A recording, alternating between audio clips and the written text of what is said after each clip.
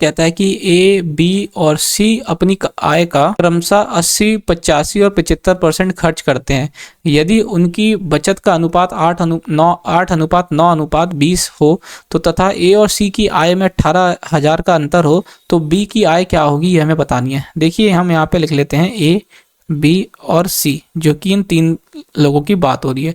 तो यहाँ एक्सपेंडिचर अगर 80% है ए का, बी का एक्सपेंडिचर खर्चा जो दे रखा है 85% और सी का दे दिया है 75%।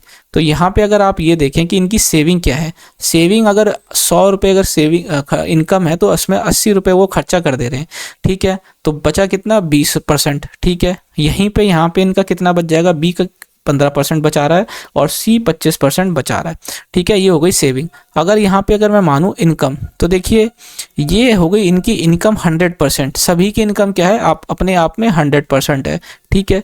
अब लेकिन यहाँ पे जो सेविंग दे रखी है वो सेविंग कितनी दे रखी है, अनुपात में 8:9:20, ठीक है, ये हमको दे रखी है। अब आप यहाँ देखिए कि इस इनकम को सेविंग अगर 20% सेविंग है तो इनकम 100% होने के लिए कितना गुना हो रहा है, ये 5 गुना, ठीक है।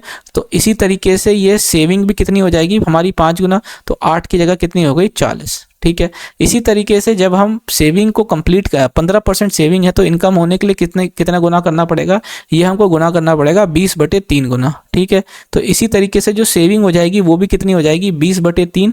तो 20/3 अगर हम सेविंग कर रहे हैं तो कितनी हो गई, ये 60। अब यहाँ पे सेविंग से अगर 25% सेविंग है तो इनकम के लिए हमें कितना है, 4 गुना। तो ये जो सेविंग हो जाएगी ये भी कितनी हो जाएगी, 4 गुना, जो हो जाएगी 80, ठीक है ना। तो यहाँ पे आप देखिए इनका अनुपात कितना आ गया, 40:60:8।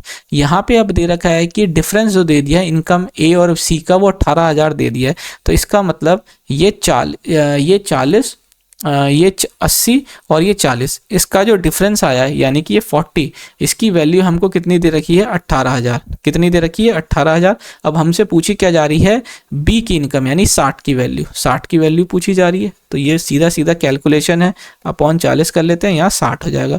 तो देखिए यहाँ से एक जीरो से एक जीरो चला गया और ये 4 से अगर मैं बात करूँ तो ये 3 बारी में चला जाएगा और ये 9 बारी में, ठीक है। तो ये कितना हो जाएगा, 9 या 27, 27,000 आ गई किसकी, बी की इनकम, जो कि ऑप्शन सी इसका सही आंसर है। आशा करता हूँ समझ आया होगा।